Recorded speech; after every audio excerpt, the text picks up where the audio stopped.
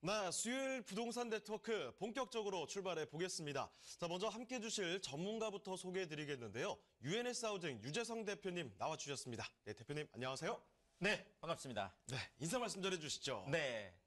사실 뭐 제가 이제 그 2018년도 이제 부동산 이제 어떻게 이제 왔고 거기에서 우리가 어떤 또 투자 시그널을 또 찾아야 될지 이런 것도 좀 말씀을 드렸었고요.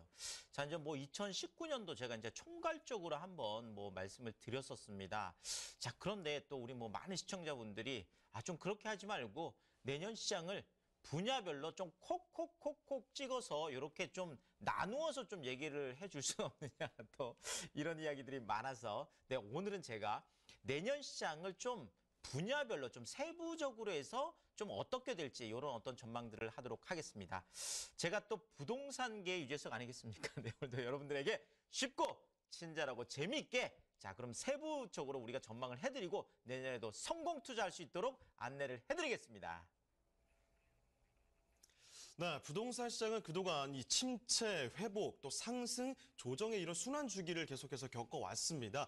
다만 정부 정책이나 경기 등 이 주택 시장의 변수에 따라서 이 사이클이 조금씩 달라지긴 하는데요. 앞으로는 어떻게 될지 또 굉장히 궁금하시죠? 자, 대표님, 그래서 오늘 내년 부동산 시장 이 투자 전략 어떻게 짜보는 게 좋을지 그 부분 한번 설명을 해주시겠다고요? 네, 일단 뭐 좀 저희가 좀 총괄적으로 늘 뭐 총론도 중요하지만 강론도 중요하잖아요. 그렇죠. 네, 그래서 제가 좀 지역별로 좀 파트별로 이렇게 좀 자세하게 한번 말씀을 드리도록 하겠습니다. 자, 일단 뭐 내년 그 부동산 시장 지금 전망들 보면 지금 어떤 전문가들은 내년에 한 10% 정도 올라갈 거다. 이렇게 지금 전망을 하는 분들도 계시고요. 자, 어떤 분들은 일단 박스권 안에서 지금 계속 왔다 갔다 하지 않겠나. 이렇게 지금 또 보는 분들도 이제 좀 많이 계신 것 같고요. 또 이제 또 많은 분들은 또 내년에는 아주 대폭락을 하는 폭락장이 올 수도 있겠다. 이렇게 또 하락 쪽으로. 자, 뭐 총괄적으로 제가 말씀을 드리면서도 내년 지금 뭐 부동산 시장에서 전문가들조차도 상승, 그다음에 박스권 쪽에서 이제 뭐 조정, 그다음에 또 하락, 대폭락 이렇게까지 뭐 많은 이야기들이 나오고 있는 것들이 자, 그러면 아니 같은 전문가들인데 왜 누구는 뭐 그 맞는 얘기라고 누구는 틀린 얘기를 하는 거냐? 사실은 그렇지 않죠. 자, 이런 것들을 보고 우리가 변인, 뭐 변수다 이렇게 하는데 어떤 결과값을 도출하기 위해서 거기에 대한 어떤 원인적인 것들을 집어넣느냐라는 거죠. 결국 부동산 가격이라는 것도 여러 가지 팩터, 가격 요인에 의해서 결정이 되는데 그 가격 요인들을 어떻게 바라보느냐 얘기거든요. 자, 그렇다면 이런 거죠. 만약에 올라간다고 하는 분들이 이런 것 때문에 올라갈 거야 라고 했을 때 정말로 그렇게 얘기했던 그 변수들, 정말로 그렇게 얘기했던 예측했던 그 사안들이 그대로 나타나면 상승 추세로 갈 수밖에 없겠죠. 자, 그렇지만 그게 아니고 그 변수들이 그대로 가지 않고 시장에서 다른 반응들 아니면 또 우리가 지금 뭐 글로벌 경제 안에서 또 움직이잖아요. 이런 것들. 또 하나는 정부에서 또 다른 어떤 그 변수들을 뭐 대책들을 내놓는 이런 거에 따라서 또 달라질 수 있기 때문에 결국은 우리가 이 변수값들이 어떻게 변해가는지 이런 것들 이제 추적해 보는 것이 아마 또 우리가 부동산 그 좀 포인트가 되지 않을까 이렇게 좀 말씀을 드리고 싶습니다. 자, 결국 뭐 우리가 뭐 늘 뭐 우리나라 뭐 전체 부동산 시장에서 그래도 가장 핫한 거, 가장 뜨거운 거 찍으라면 역시 네, 서울 쪽에 재건축 아파트겠죠. 네. 결국 뭐 서울 재건축 아파트가 어떻게 뭐 강세로 가느냐에 따라서 일반 아파트들도 아니면 또 뭐 수도권 쪽도 그렇고 그렇죠. 뭐 지방까지도 뭐 같이 움직이다 보니까 뭐 서울 쪽의 재건축 아파트 쪽을 우리가 집중해서 보는 건 뭐 어떻게 보면 뭐 당연한 일이 되겠습니다. 이쪽을 뭐 좀 전망을 해보면은요. 제가 그냥 개인적으로 보더라도 지금 뭐 당장 조정은 뭐 있을 수밖에 없겠다. 실질적으로 지금 재건축 시장에서 뭐 조정들이 나타나고 있고 지금 호가들이 지금 1억, 2억씩 지금 꺾이는 것들도 지금 많이 나타나고 있습니다. 그래서 당분간 지금 뭐 조정을 피할 수는 없겠습니다. 그래서 그런 측면에서 조정은 무조건 있다. 이렇게 정리를 하면 될 것 같고요. 자, 그렇지만 대폭락까지 하는 이 걱정, 이런 것들은 좀 과잉 염려다. 제가 이렇게 생각이 드는데요. 자, 그 이유를 좀 말씀을 드리면은 이런 거죠. 자, 올해하고 작년 같은 경우에 뭐 만약에 재건축 시장에 새로 참여한 이제 매수인들 같은 경우 뭐 이런 분들 보더라도 지금 작년하고 올해 한 해만 적게 오른 것들도 약 한 3억에서 5억 정도가 올랐죠. 뭐 많이 오른 것들은 심지어 7억에서 뭐 한 10억까지 오른 정말 어마어마하게 오른 그런 것들도 많거든요. 자, 그렇다면 결국은 이제 이런 걸 보고 우리가 손절매 구간이다 이렇게 하는, 손절매라는 건 그거죠. 내가 매수한 가격보다 더 낮은 가격으로 팔고 나갈 수밖에 없는 상황, 이런 것들을 보고 우리가 손절매다 이렇게 하는데, 자, 그렇다면 이렇게 손절매 구간까지 아직까지 이 매수인들 입장에서 본다라면 좀 구간이 아직 많이 남아있다라는 거죠. 지금 1, 2억 호가 조정한다고 하더라도 결국은 내가 아직까지는 뭐 3억에서 5억, 많게는 5억에서 뭐 7억, 7억에서 10억까지 여유가 있다 보니까 앞으로 2, 3억이 더 떨어진다고 하더라도 내가 지금 투자한 금액보다는 좀 더 올랐으니까 굳이나 빠져나올 그런 요인, 그러니까 동기가 없다라는 거죠. 자, 그런 측면에서 당장 지금 뭐 이것을 막 그냥 매도 시장으로 쏟아내고 이렇게 해서 대폭락장이 만들어지는 이런 것들은 우리가 좀 기대하기가 좀 어렵다, 이렇게 좀 보여집니다. 자, 결국 뭐 퍼센트로 본다면 작년하고 올해 안에 재건축 시장은 아무리 못 올라도 10%, 그렇죠. 많이 오른 곳은 일반적으로 한 20에서 30% 정도 올랐습니다. 자, 그렇다 보니까 아직도 이분들은 여유가 있다라는 거죠. 자, 그렇기 때문에 아주 뭐 그 좀 힘들어 뭐 하는 상황이 있겠지만 그래도 뭐 이렇게 막 쏟아낼 정도는 아니라는 거죠. 자, 그런데 지금 또 이렇게 또 얘기를 좀 할 수 있는 좀 이유 중에 하나가요. 뭐냐면 지금 결국은 전세가 비율이라는 거죠. 자, 지금 뭐 전세가 쪽이 좀 이렇게 또 왔다 갔다 하고 있는데, 자, 결국은 재건축 이렇게 그 보면 한 뭐 15억 정도 되는 아파트들이 전세가가 한 3, 4억밖에 안 하거든요. 자, 그러니까 어차피 전세가 비율이 뭐 한 30%, 뭐 많아봐야 40% 안쪽이라는 거죠. 자, 그러니까 뭐 재건축 너무 오래된 아파트들이 이주를 앞두고 있는데 뭐 전세 시장이, 그러니까 전세가 비율조차도 높지 않았기 때문에 이쪽에서 받는 영향조차도 그렇게 크진 않겠다, 이렇게 바라보기 때문에 그렇습니다. 자, 여기에다가 재건축 초과 이익 환수제를 피한, 뭐 최근에 이제 12월 3일 아까 뭐 앵커 뉴스 브리핑에 잠깐 나왔지만 지금 뭐 반포 지금 뭐 주공 1단지 같은 경우도 마찬가지고 지금 신반포 같은 경우도 그렇죠. 지금 반포 주공만 하더라도 지금 그 당장 지금 내년 뭐 상반기 아니면 늦어도 뭐 하반기 앞쪽 요쪽에 지금 나올 것들이 지금 약 한 2천 가구거든요. 여기에다가 신반포 지금 3천 가구죠. 지금 이쪽만 지금 그렇죠. 재건축 피한 요쪽만 지금 5천 가구. 지금 다 하면 강남 4구 안에서 당장 2만 가구 정도가 지금 이주 시장으로 지금 쏟아져 나온다라는 거죠. 강남 4구 안에서만 그렇습니다. 자, 그런데 이것이 그냥 일반적으로 쏟아져 나오는 것들이 아니라 이것들이 쏟아져 나오면 이런 어떤 이주 시장도 열리겠지만 또 하나는 신규 분양 시장도 열리게 되거든요. 자, 이주 시장에다가 신규 분양 시장, 뭐 어떻게 보면 그 아파트에서는 가장 또 활성화될 수 있는 어떤 그런 어떤 요인들이 될 수 있다. 자, 이렇다면 결국은 이런 재건축 시장 안에서 수많은 이슈들이 쏟아지다 보면 이런 것들이 시기별로 해서 반등 모멘텀을 가져올 수도 있다는 거죠. 한 번 더 치고 올라갈 수도 있는 이런 반등 모멘텀 가능성들도 충분히 열릴 수 있는 것들이 또 내년에 우리가 볼 수 있는 그런 또 시장이 되겠고요. 자, 그렇지만 반등 모멘텀을 갖는다고 해서 지금 당장 그러면 추격 매수를 나서야 될 거냐? 이렇게 하기에는 조금 신중할 필요가 있겠다. 자, 왜 그러냐 하면은요.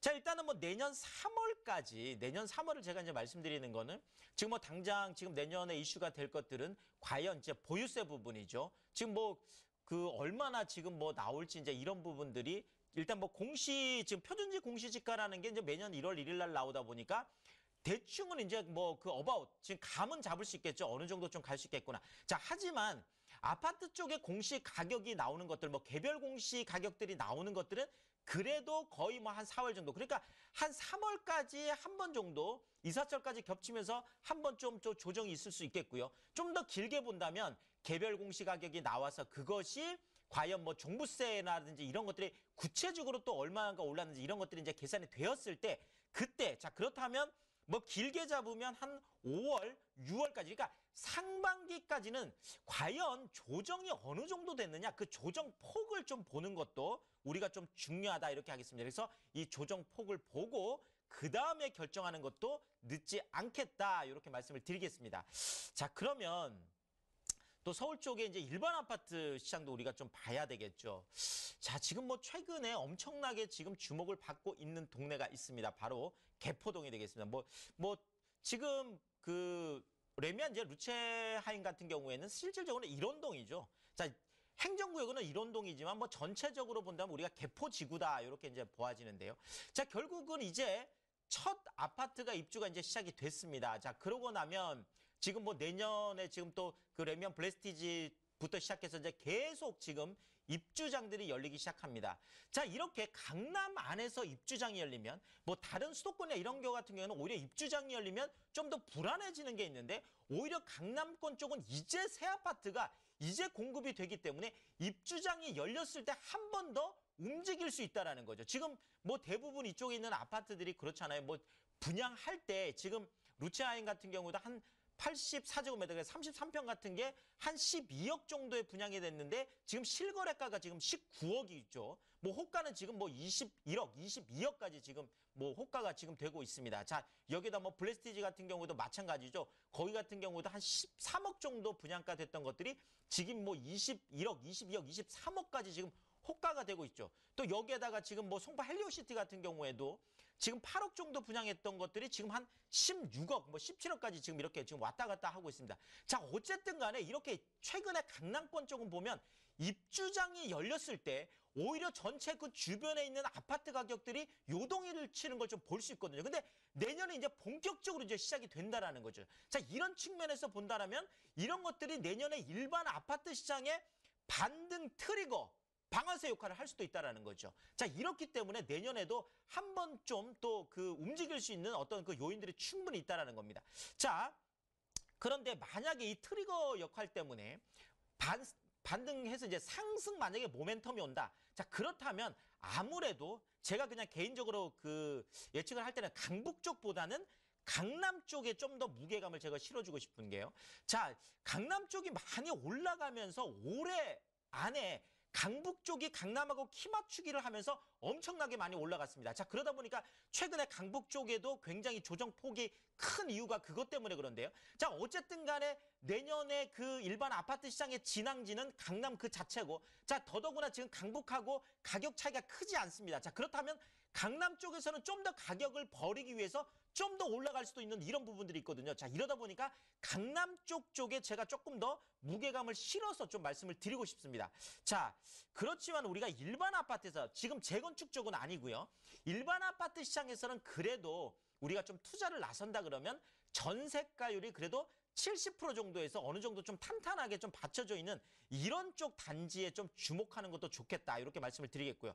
자, 그리고 내년에도 서울 쪽에 똘똘한 한 채, 이 전략은 여전히 좀 유효한 전략이다. 이렇게 말씀드리는 게, 자, 내년에도 여전히 양도세 중과이기 때문에 그렇습니다. 2주택자는 그렇죠. 42%에다 10% 더해서 57.2%, 뭐 3주택자는 최고 68.2%까지 내다 보니까 결국은 내가 다른 쪽에 좀 부동산 숫자를 정리해서 서울 중심권 안에 똘똘한 한 채 쪽으로 지금 들어와서 내가 1가구 1주택 비과세 혜택을 받는 이런 똘똘한 한 채 전략은 여전히 유효하겠다. 요거는 좀 말씀을 드리고 가고 싶고요. 자, 그렇다면 수도권 쪽은 또 어쩔지 우리가 좀 봐야 되겠죠. 자, 일단 뭐 판교 쪽 보자면 지금 그렇죠. 뭐 최근에 지금 알파돔 시티 같은 경우에 오피스텔 분양하는데도 3만 명, 정말 최대 인구가 모였습니다. 지금 어마어마한 것들을 지금 보여주고 있죠. 어차피 창조 이벨리까지 지금 판교는 일자리 때문에도 계속 짱짱하게 나가고 있거든요. 자, 위례 같은 경우에는 지금 북위례 쪽에 또 분양시장이 또 아주 크게 열려 있습니다. 자, 과천 같은 경우에 뭐 재건축 이슈들 또 크죠. 산업단지들 지금 또 분양하고 있죠. 이런 부분들 또 있고. 자, 미사 같으면 지금 내년에 지금 6월 달에 드디어 이제 5호선이 지금 이제 그쪽으로 연장 개통이 이제 일어나면 이제 개통이 되겠죠. 자, 어쨌든 간에 서울에서 20km 안쪽에 있는 이런 준강남권들 같은 경우에는 서울시장하고 같이 상승 쪽이나 아무래도 강보합까지는 갈 수 있겠다. 이렇게 좀 보여지고요. 자, 상대적으로 지금 동탄이나 광명이나 일산이나 이런 1기하고 2기 신도시 같은 경우에는 지금 아직 3기 신도시에 같은 윤곽이 아직 확실하진 않거든요. 자, 그렇지만 어쨌든 간에 3기 신도시 이야기를 하면서 1기나 2기 신도시보다 서울 쪽으로 가까운 쪽으로 지금 얘기를 하고 있거든요. 자, 그렇다면 이 3기 신도시가 가지고 올 수 있는 어떤 그런 파괴력들, 자, 이런 것들에 대해서 내가 그만큼 자체적으로 방어할 수 있는 입지라든지 개발 호재들이 있느냐, 이런 개별 입지비를 방어력이 결국 좌우를 한다라는 거죠. 결국 3기 신도시보다 좀 더 나은 것들이 있다면 이쪽도 또 상승이라든지 최소한 강보합까지는 갈 수 있겠다 이렇게 말씀을 드리겠습니다. 자, 결국 신도시 쪽에는 만약에 실거주 목적이라고 한다면 당연히 내가 공공택지 쪽의 신규 분양은 당연히 공략할 필요가 있겠습니다. 왜냐하면 뭐 분양가 상한제라든지 건설원가 공개 이런 것들 때문에 일반 아파트보다는 분명히 싼 것들이 있거든요. 자, 여기에 그렇지만 투자 목적으로 내가 신도시적으로 좀 지금 추격 매수를 조금 떨어졌다고 해서 추격 매수를 나서는 거 이런 것들은 조금 좀 신중해야 될 필요가 있는 게 지금 입주율 자체가 좀 떨어지고 있는 이런 좀 위험성들이 있거든요. 이런 것들 좀 주목해서 봐야 될 것 같고요. 자, 지방 아파트도 우리가 좀 한번 말씀을 드리면은요. 자, 지방 아파트 같은 경우에는 자, 부동산 시장 좀 단독적으로 움직이는 것보다는 지금 올해 지금 뭐 경남 특히나 이제 울산 같은 이런 뭐 거제나 이런 지역들 우리가 군산도 마찬가지죠. 이런 것들 보면 부동산 시장 단독적으로 움직이는 것보다는 지역별 어떤 그 경제 펀더멘탈, 지역 경제의 어떤 기초 체력 이런 것들하고 결국은 소득이라는 건 결국 일자리죠. 결국 이런 것들에 따라서 좀 좌우되는 그러니까 부동산 좀 단독적으로 움직이기에는 좀 힘든 그러니까 같이 그쪽 어떤 지역 경제가 살아나느냐 안 살아나느냐 이런 것들을 좀 보고 우리가 들어가야 될 것 같고요.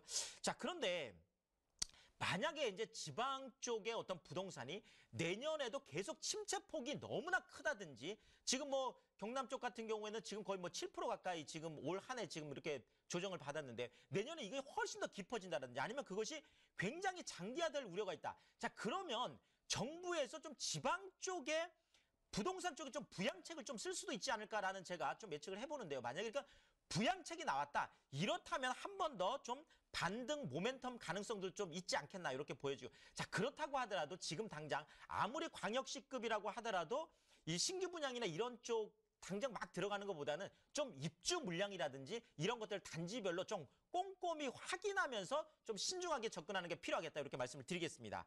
자, 뭐 수익형 부동산 쪽도 조금 전망을 해드리면은요. 자, 일단 뭐 경기 침체 내수가 지금 내년에도 뭐 아주 그렇게 장밋빛은 아니거든요. 자, 이러다 보니까 상가 쪽에 깡통 권리금, 그러니까 내가 권리금 주고 들어갔는데 못 받고 나오는 이런 것들, 뭐 아니면 공실 증가 이런 어떤 위험 시그널들이 좀 나오고 있습니다. 자, 그러다 보니까 좀 신중할 필요가 있겠고요. 자, 재개발 기대가 없어요. 자, 그런데 굉장히 지하철역에서 뭐 20분, 30분 굉장히 멀리 있는 데다가 노후돼 있는 중대형 빌라들 이런 것들 투자하는 것들은 앞으로는 좀 공실 걱정하고 하셔야 되거든요. 이런 쪽 좀 조심하셔야 될 것 같고요. 자, 상가 같은 경우에는 통상권 그러니까 전체 상권이 좋느냐 안 좋느냐 이거보다는 그 통상권 안에서도 이 상권이 정확하게 단절되는 구간이 있어요. 자, 이쪽은 굉장히 잘 되는 것 같은데 같은 상권 안에서도 굉장히 이쪽은 안 좋은 경우 상권 단절 구간을 잘 봐야 된다라는 거죠. 자, 결국은 개별 상권이 어떻느냐 이런 것들을 잘 고려를 해서 결국은 공실이 나지 않는 쪽 투자가 굉장히 중요하다. 그래서 내년에는 조금 뭐 월세가 좀 조정을 받았더라도요. 공실이 나지 않고 계속 꽉꽉 차는 이런 무공실 쪽의 상가 투자 이런 것들은 좀 추천을 드리고 싶고요. 자, 여기에다가 이제 서울이면서 대도심 그러면서도 초역세권 쪽 그러니까 뭐 지하철역에서 도보로 10분 거리, 5분 거리, 뭐 3분 거리 이런 초역세권 쪽에 1, 2인 가구 쪽에 소형 오피스텔들 이런 것들은 계속 내년에도 유망할 수 있기 때문에 우리가 좀 자세히 들여다볼 필요가 있겠다. 이렇게 정리를 하겠습니다.